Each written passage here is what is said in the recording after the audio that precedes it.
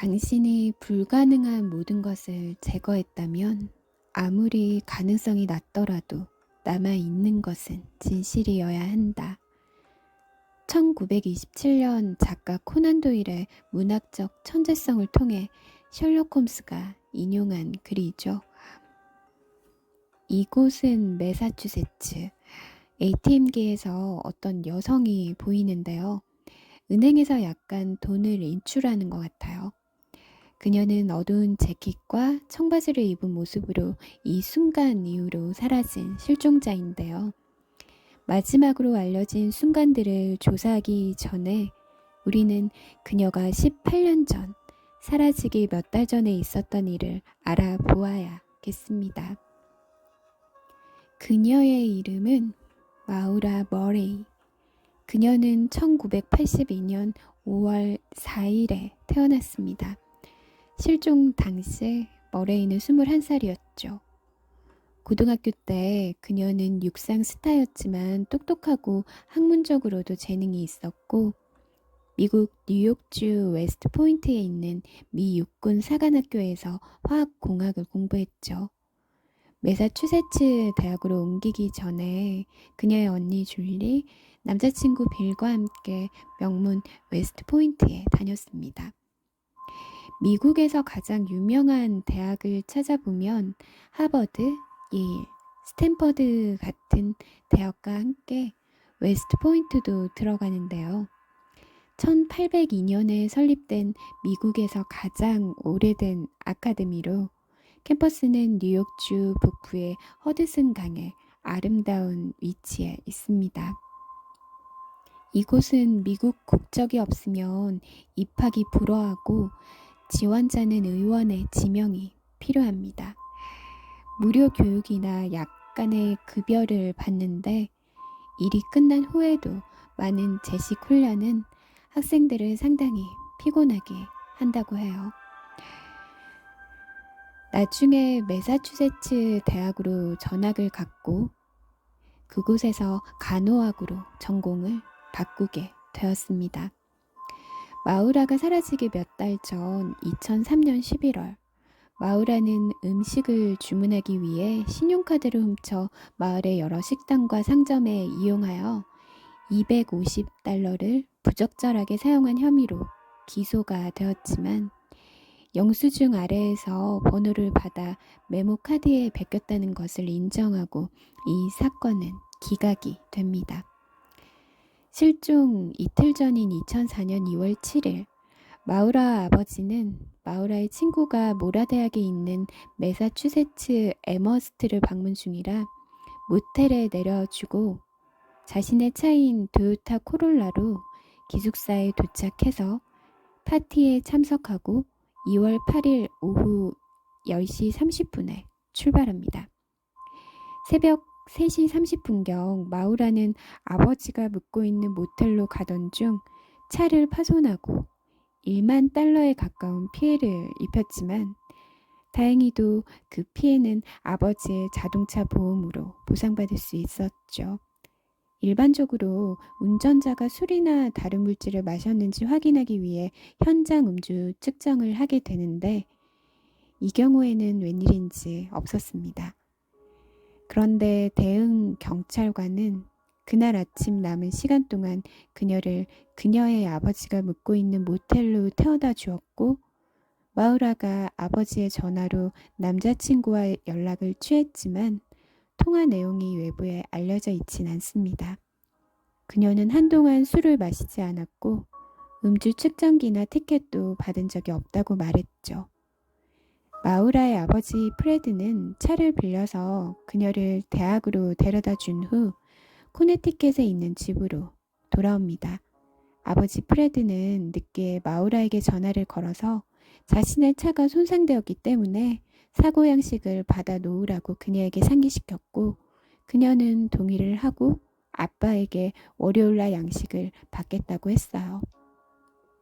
2004년 2월 9일 오후 1시쯤 마우라는 그녀의 남자친구에게 사랑한다고 이메일을 보냈는데 자기야, 나 지금 메시지 받았어. 그런데 나 지금 누구하고도 얘기하고 싶지 않아.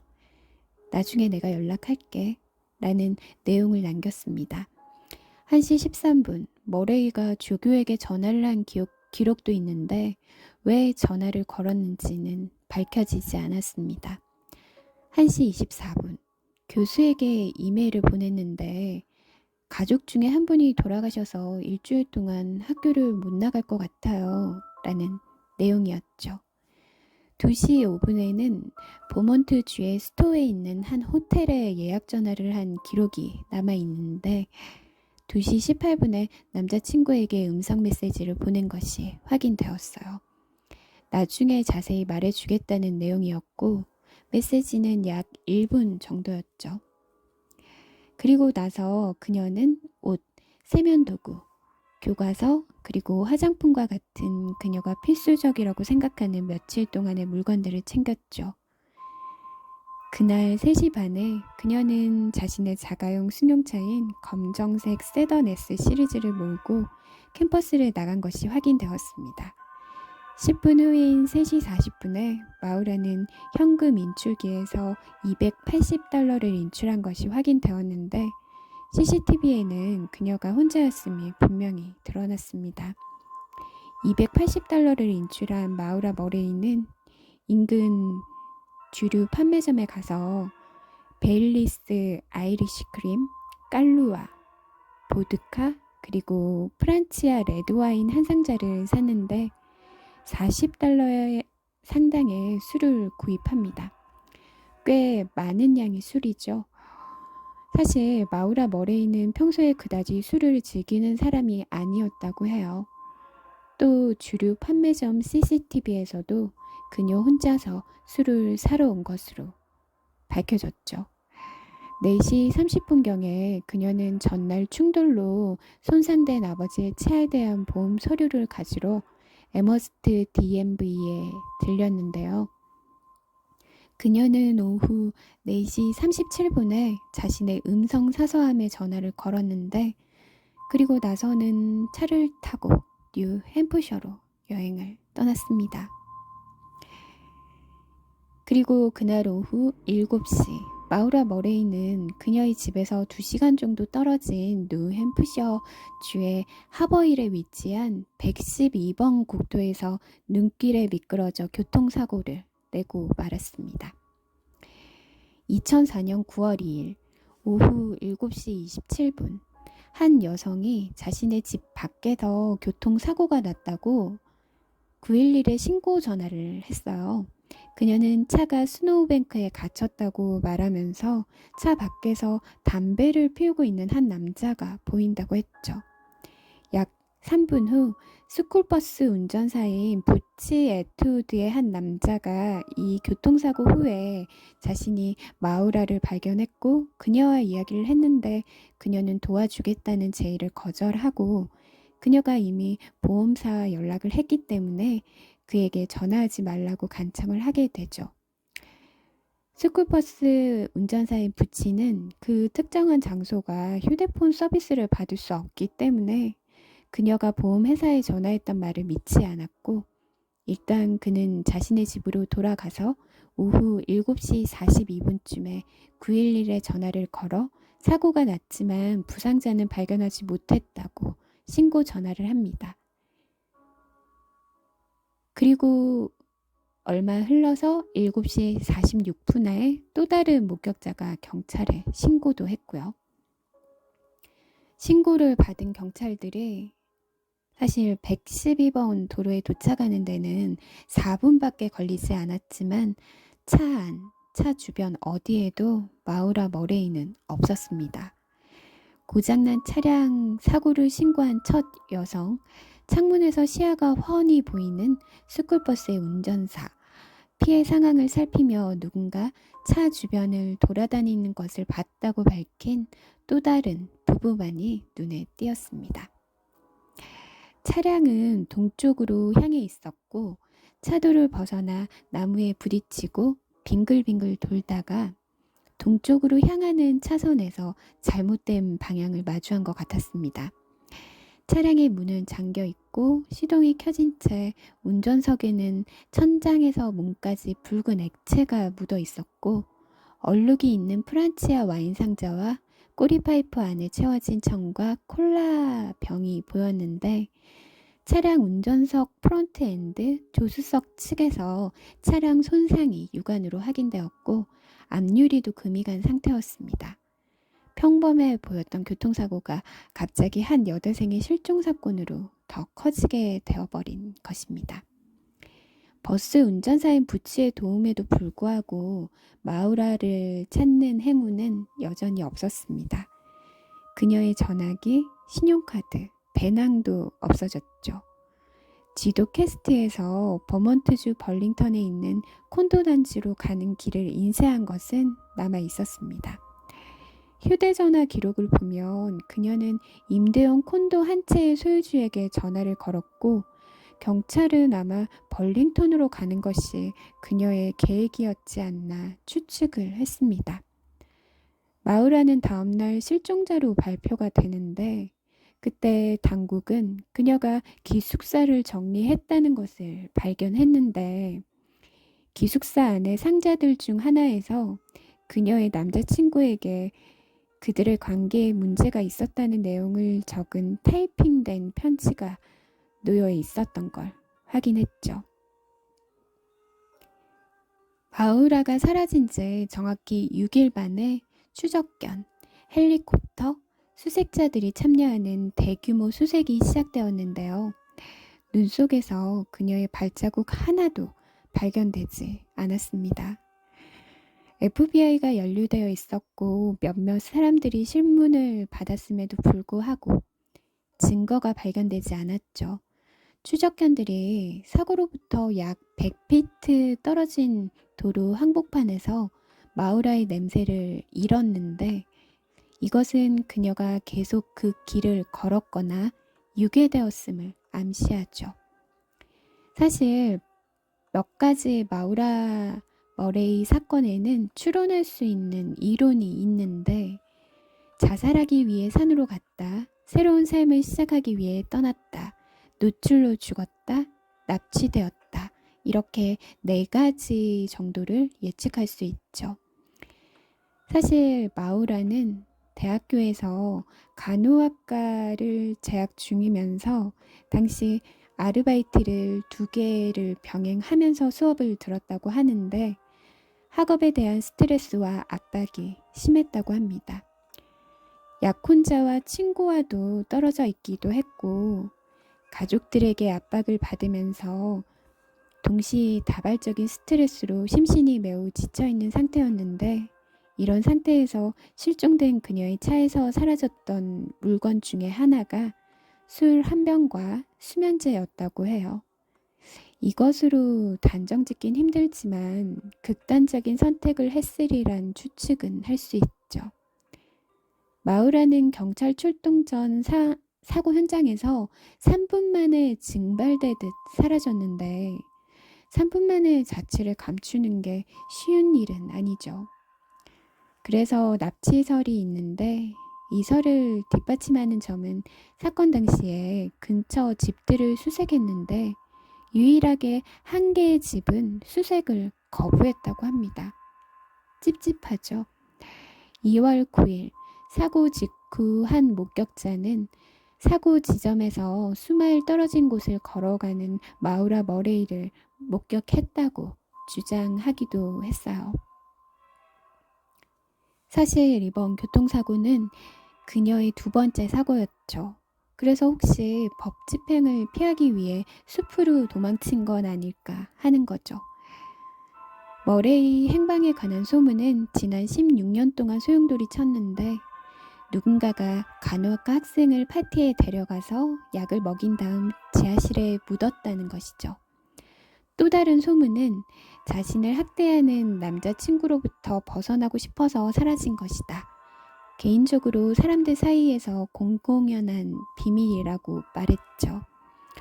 어떤 사람은 마우라가 현재 캐나다 퀘벡에 살고 있고, 그녀의 가족은 그것을 알고 있다면서 이 진술은 마우라의 친구로부터 나온 것으로 알려져 있다고 하면서 머레이의 아버지가 그녀가 어디 있는지 안다면 그의 딸이 납치되었다고 주장할 가능성은 낮다고 지적했어요.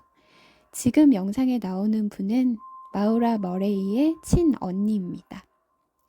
그리고 삼각관계 이론이 있는데 마우라는 매사추세츠 육상팀의 코치인 바그다디와 데이트를 하는 동시에 미 육군 중위인 빌과 약혼한 것으로 알려져 있었는데 바그다디와 대화를 나누던 중 마우라 머레이가 대화 도중에 사라지려고 계획했다는 암시를 흘렸다고 바그다디는 말을 하면서 그의 이야기를 빌자면 마우라는 화이트 마운틴에 있는 매사추세츠 대학교 아우팅 클럽 소유의 오두막으로 갔다는데 이 오두막에 바그다디도 자주 갔다고 합니다. 이 사건이 다시 주목을 받게 된 이유는 마우라 머레이가 실종되고 8년이 지난 어느 날이었는데 사건 발생 8년 후인 2012년 2월 8일 두 개의 영상이 올라옵니다. 첫 번째 영상은 마우라 머레이가 실종된 것으로 추정되는 날에 112번 국도를 비가 오는 날에 계속 촬영을 하고 있는 영상인데요. 영상의 길이는 대략 2분으로 추정되고 있는데 별다른 움직임이 없이 영상이 계속 이어집니다. 두 번째 영상은 112 덜트백이란 영상으로 어두운 방에서 미친 듯이 웃는 남성의 소름 돋는 영상을 업로드했는데요. 마우라의 아버지는 과거 자신의 딸이 12번가에서 실종이 됐었는데 동영상을 게시한 사람은 분명히 사건에 대해 최신 정보를 유지하고 있었고 그 세부 사항을 본떠서 그의 사용자 이름을 맞는 것 같다고 했어요. 누군가를 조롱하듯이 웃는 웃음소리가 듣기만 해도 뭔가 깨름칙한데요. 소름이 끼치거든요. 제가 여러분이 되게 좀 소름 끼치실 것 같아서 소리는 담지 않았습니다. 지금 화면에 보이는 남성인데요. 보기만 해도 기분이 썩 좋지 않죠? 이 영상의 마지막 화면에 해피 애니버서리라는 기념일을 축하해 라는 문구가 등장하면서 이 영상은 끝이 납니다. 사실 이 두 영상이 의미하는 게 무엇인지는 잘 모르겠지만 업로드 날짜가 마우라 머레이가 실종된 지 정확히 8년 후인 2012년 2월 9일 날 업로드 돼서 이 사람의 아이디인 112 덜트백의 112는 마우라 머레이가 실종된 112번 국도의 숫자를 나타내는 것이라는 추측이 생겼고 그래서 한간에는 많은 사람들이 이 영상을 올린 사람이 범인이거나 혹은 적어도 이 사건에 대해 뭔가 알고 있는 사람이 아닐까 하는 추측이 되었습니다. 그리고 이후에 이 채널의 주인이 또 다른 영상들을 업로드하는데요. 영상 제목 자체를 아예 대놓고 마우라 머레이라고 하고 수상함을 풍기는 제목으로 이 영상은 어떠한 티켓을 계속해서 비추면서 끝이 나는데요. 바로 이 티켓입니다. 이 티켓이 마우라 머레이가 실종된 장소에서 약 1시간 정도 떨어져 있는 브렌트우든 리조트의 티켓으로 티켓에 적힌 날짜는 마우라 머레이가 실종되고 이틀 후인 2004년 2월 11일의 날짜가 찍혀 있습니다. 그 이후로 올라온 영상이 또 있는데요. No Hope for Mental Wannabe. 좀 어떻게 보면 이상한 문법이죠. 번역을 굳이 하자면 정신 승리를 위한 희망은 없다? 뭐 이런 소린데 무슨 소리죠? 아무튼 이 영상에는 모자를 쓴 정체불명의 중년의 남자가 약 10분가량 전자 피아노를 정신없이 연주합니다.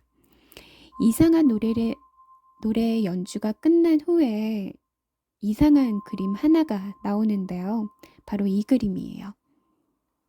조금 이 그림도 기분이 나쁜데 사람 얼굴 모양의 이미지가 등장하는데 이게 뭘까요?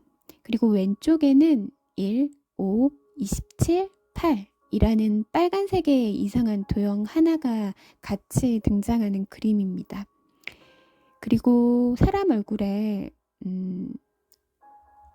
왼쪽과 오른쪽 눈 부분 색이 좀 다른데 영상을 보다 보면 오른쪽 눈이 한번 깜빡거리는데요. 사람들이 추측하기론 이 얼굴이 브랜드 우든 리조트의 지도와 일치한다는 것 같다는 건데요. 네, 바로 영상에 비슷하죠. 리조트의 골프장의 지도와 같다라면서 오른쪽 눈이 깜빡이는 곳에 그 위치에 마우라 머레이의 시신이 묻혀 있을 것이라고 사람들은 추정을 했죠. 이후에 경찰이 바로 유튜브 채널 주인을 추적하는데 이 사람은 알든 올슨이란 사람이었습니다. 그런데 이 사람을 소환해서 조사까지 했지만 이 남성이 정신질환을 앓고 있었던 게 확인이 돼요. 그래서 어떤 유의미한 증거는 확보하지 못했죠. 이후로도 이 사람이 계속해서 마우라 머레이에 대한 영상을 올렸는데 사실 뭐 인터넷 관종인 건지 아니면 장난으로 올리는 건지 하지만 더 이상의 관심을 두는 건 무의미한 것으로 보입니다. 나중에 드러난 바로는 폭스 뉴스의 한 기자가 이 남자의 영상을 보고 마우라 머레이 실종 사건과 관련이 있을 거라고 과대 해석을 한 것이 원인이었던 것 같다라고 했죠. 피해자인 마우라와 직접 접촉하려면 사실 수사를 마지막 사람과 시작하고 중단을 해야 하는데 그 말은 마우라가 마지막으로 만난 스쿨버스 기사인 부치 에투드와 시작해야 한다는 말이죠. 바로 이 사람인데요. 피해자가 살아있는 것을 마지막으로 본 사람이죠. 대부분 피해자와 마지막에 있던 사람이 가해자라는 말이 있는데 그리고 부치는 이 사건 이후로 부인과 함께 이사를 갑니다. 이 부분도 조금 의심스럽죠. 그리고 그는 시체를 숨길 수 있는 대형 차량을 운전했고 경찰의 탐지견은 마우라의 교통사고 지점에서 동쪽으로 700피트 떨어진 곳에서 멈춰섰는데 그건 거기서 마우라의 냄새가 사라졌다는 거죠. 그 지점이 부치 에투드의 집 근처였어요. 하필. 사실 그날을 조금 상상해 보면 부치가 사고가 난 마우라의 차 옆에 멈춰서고 그는 마우라에 얘기하기 위해서 스쿨버스 문을 열었을 거예요. 그가 나와서 그녀의 차로 걸어갔는지는 모르지만 아마 사고로 마우라가 정신이 조금 없었을 것을 알 수 있었겠죠. 911에 전화하겠다고 도움을 주겠다고 부치가 얘기를 하자 마우라 머레이는 제안을 거절하고 아마 이번에 경찰에 잡혔을 경우에 두 번째여서 좀 안 그랬으면 좋겠다 고백을 했을 가능성도 있겠죠. 아마 마우라가 술에 취해서 음주운전을 해서 사고가 났다면 이번 일로 그녀의 학교와 미래의 경력에 심각한 안 좋은 결과가 있을 수도 있다는 걱정을 했을 수 있겠죠. 여튼 부치는 도로 아래에 자신의 집이 있다면서 마우라 머레이에게 도움을 주겠다고 하면서 그 현장을 벗어나기 위해 도움을 받을 수 있는 유일한 기회라고 생각을 하고 부치가 기다리는 동안 마우라는 세턴에서 나와서 트렁크를 열고 아버지가 자동차 매연을 감추기 위해 시키는 일을 하고 그녀의 배기 파이프에 행주를 쑤셔 넣습니다.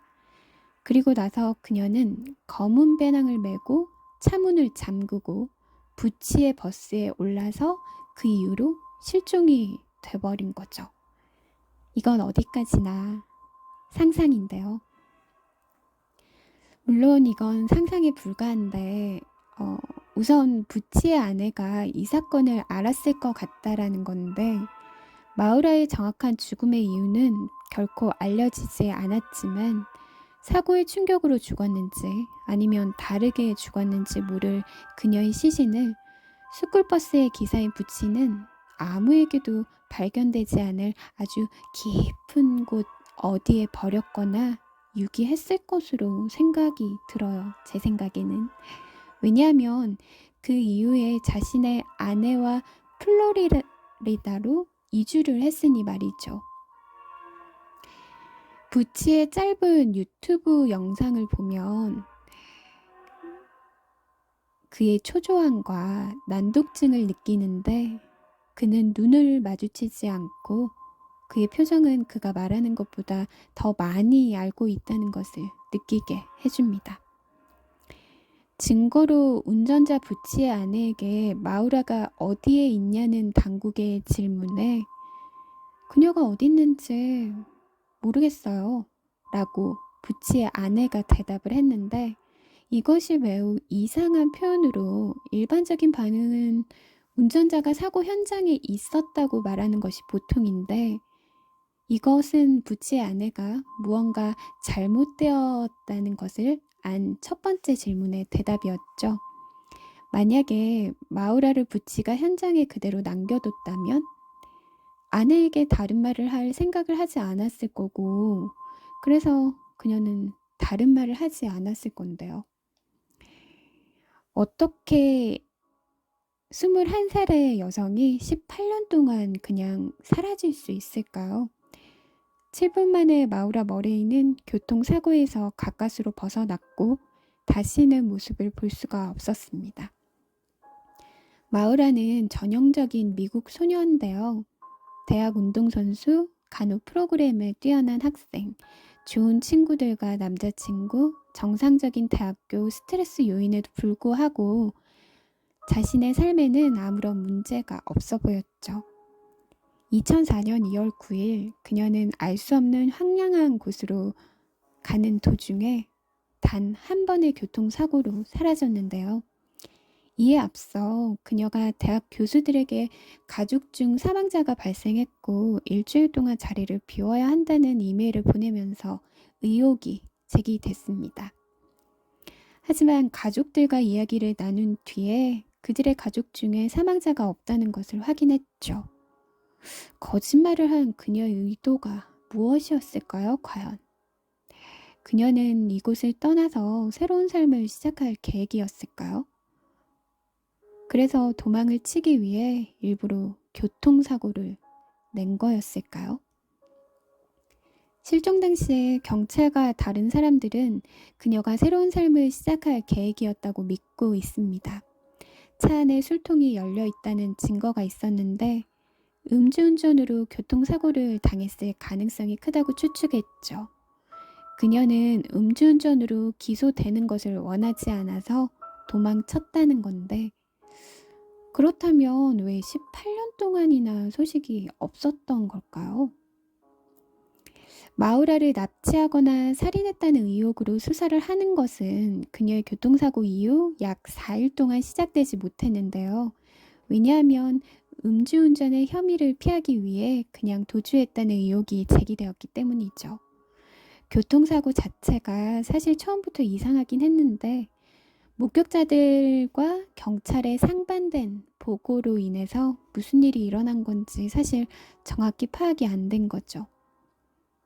그리고 첫 번째 목격자 여성이 있었는데 이 차 내에서 여성을 본 것이 아니라 자신의 집 앞에서 차량이 사고를 당했다고 주장을 합니다. 근데 왜 이 목격자는 그 차에 가보지 않았을까요? 누군가가 그 차량을 운전하고 있다는 것을 알았기 때문에 목격자는 다친 사람이 있는 것을 보기 위해서라도 적어도 그들의 집 밖으로 나가지 않았을까요? 우선 그녀는 사건 이전 매사추세츠 옆에 버먼트 주에 있는 도시인 벌링턴과 스토라는 도시로 가는 길을 검색했는데 그녀가 사고당한 지점이 뉴햄프셔의 하버빌인 걸로 봐서 지리적으로 조금만 더 서쪽으로 가면 주 경계선을 넘어서 버먼트주로 갈 수 있는 지점입니다. 혹시 그녀가 버몬트주로 가려고 했을까요? 최종 목적지는 벌링턴이었을 것 같고요. 마우라의 실종은 현재 여전히 조사 중인데요. 그녀가 사라진 지 열흘 후에 FBI는 마우라의 수색에 합류했고, 이 시점에서 마우라에 대한 수색은 전국적으로 확대됐습니다. 같은 해 3월경에 브리아나 메이트랜드라는 여성이 마우라와 같은 지역에서 사라졌는데, 경찰은 두 여성의 실종과 관련이 없다고 결론을 내렸죠. 마우라의 아버지 프레드는 전 주지사 크레이크 벤슨에게 마우라를 찾기 위해 도움을 요청하고 그의 11월 몬텐 윌리엄스 쇼의 한 에피소드에 출연하는데, 프레드 머레이는 그의 딸의 실종에 대한 파일을 보기 위해 법 집행기관을 상대로 소송을 제기하기도 했는데, 한편 게시판에 있는 사람이 112번 도로에서 동쪽으로 약 30마일 떨어진 곳에 위치한 화장실 뒤에서 검은색 배낭을 발견했다고 주장했습니다. 경찰은 이 가방에 대해서는 알고는 있었지만 법의학적으로 검사를 받았는지 여부는 인정하지 않았죠. 그리고 2021년 9월 뉴햄프셔 경찰국은 마우라가 자신의 차를 들이받은 곳에서 약 25마일 떨어진 곳에 뼈 조각이 발견되었다고 발표를 했는데, 확인 결과 마우라 머레이의 것이 아니라는 것이 밝혀졌습니다. 사실 단지 21살, 공식적으로 성인이라고 해서 심리적으로 성인이 될 준비가 되어 있다는 것을 의미하진 않는데요. 음주 문제가 있었고 마우라 자신은 운전할 때 음주를 선택한 것처럼 보였습니다. 또한 그녀의 검은 세던은 상태가 좋지 않았고 어디로 가는지 아무에게도 말하지 않았습니다. 마우라 머레이는 겨울밤 어두운 길 속을 4시간 동안 운전하기로 선택했고, 결국 알려지지 않는 112번 고속도로를 방향을 틀었죠. 15년 후인 2017년 뉴햄프셔 주의 경찰은 이 사건을 재조사하기로 결정했는데요.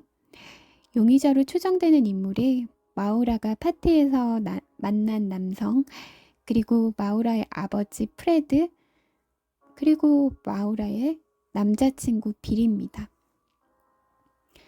아버지는 사실 마우라에게 매우 엄한 성격이었고, 남자친구와 동거를 선언한 마우라에게 화를 내면서 사이가 그때 급격히 벌어졌다고 해요. 하지만 마우라가 교통사고가 났을 때 차 옆에서 담배를 피웠다는 제보가 있었잖아요. 근데 마우라의 아버지는 술과 담배를 못합니다. 그래서 용의 선상에서 제외됐고요. 남자친구 빌은 지금의 모습인데 많이 달라졌죠. 살도 많이 붓고요. 경찰 조사 당시 자신이 군사기지인 포트실에 있다고 진술을 했는데, 그 당시에 군인이었으니까요. 경찰의 통화기록 조사 결과 마우라가 실종되기 하루 이틀 전에 그의 휴대폰 로밍이 잡힌 곳이 자신이 말한 그 포트실이 아니라 뉴햄프셔주의 화이트 마운틴스였습니다. 그리고 빌과 마우라 머레이의 통화 기록이 20페이지 분량이었는데, 마우라의 실종 당시 통화 기록 페이지인 9페이지가 삭제되었다는 사실이 밝혀졌습니다. 그 삭제된 페이지는 마우라 머레이가 실종된 당일 통화 기록이 있었죠. 당일 통화 기록이면 굉장히 중요한 건데 이게 삭제되었습니다. 그리고 빌의 통화에서 이상한 점은 비밀번호만 알면 제3자가 확인할 수도 있고 삭제하면 복구가 불가능한 보이스메일이 많다는 점인데요. 유독 보이스메일을 자주 확인한 건 뭔가 다른 이유가 있지 않나 하는 것입니다. 사설기관에서 이 통화 기록을 확보를 하고 공개를 하겠다고 하자 빌은 공개를 하면 고소를 하겠다는 입장인데요. 떳떳하면 당당하게 공개하는 것이 맞지 않을까요? 해당 삭제 기록은 복구 불가능한 프로그램을 사용했기 때문에 이 부분이 매우 의심스러운 정황인데요. 남자친구가 의심스러운 점은 사건이 일어나고 오랜 기간이 지난 뒤 어떤 사람이 워싱턴 DC에서 일하는 한 여성으로부터 제보 전화를 받게 됩니다. 여자친구가 실종되었음에도 불구하고 마우라의 남자친구인 빌이 세인트 루이스에 있는 회사의 사장실에서 자신을 성폭행하려 했다고, 거기다가 폭행까지 한 혐의 때문에 그가 일자리를 잃고 유죄를 받았다고 제보를 했습니다. 남자친구 빌은 이 사건 말고도 여러 지인들이 알고 있던 순정적인 남자와는 거리가 멀다는 것이 쏙쏙 드러나는데, 실종된 전후로도 여성을 계속 만났고 한 여성에게 빌은 갑자기 목을 조르면서 난 널 죽일 거다, 마우라 머레이처럼 이라고 말하기도 했다고 합니다. 또 빌은 어떤 바텐더와 관계 도중에 목을 조르는 행태도 보였고, 이 모든 사실은 근데 빌이 전부 부인을 했죠. 마우라의 실종 다음 날에도 토요일에 그가 수색의 일환으로 뉴햄프셔에 있을 때 모라의 휴대전화로 약 3분간 통화한 사실이 밝혀졌는데, 그 전화 후에 여자친구 마우라가 실종된 상태에서 5일 동안 침묵합니다. 사실 마우라가 실종되기 전에도 이런 여성 문제가 있었고, 마우라가 빌에게 이런 문제에 대해 이메일로 얘기를 한 적도 있었다고 하네요. 자, 그리고 문제의 오두막인데, 뉴햄프셔주 베들레헴에 위치한 매사추세츠 대학교 에머스트 아우팅 클럽이 소유한 오두막이 있는데요. 이 오두막은 주중은 비어있고 마우라가 자유롭게 드나들었다고 하는데, 이 오두막에 자주 들렀던 남자가 마우라와 바람을 핀 트랙 코치였죠. 여튼 전직 경찰관 출신 사설탐정 존 스미스는 이 오두막을 면밀히 살펴보게 되는데, 그 집 바닥에서 뭔가 얼룩 같은 걸 찾아냈고, 이게 혈흔이 아닐까 해서 DNA 감정을 의뢰했는데 남성의 피와 정확한 성별을 알 수 없는 혈흔을 찾아냈다고 합니다. 그런데 이 혈흔 샘플을 마우라 머레이의 것과 대조한 뒤 그 결과가 나왔는데, 그 결과를 공개하지는 않았지만 뉴햄프셔주 경찰에 보내줬고, 이 결과를 받아본 경찰은 재조사 결정을 한 것으로 보아서는 오두막집에서 마우라 머레이가 살해된 게 아닐까 하는 가능성이 제기되었습니다.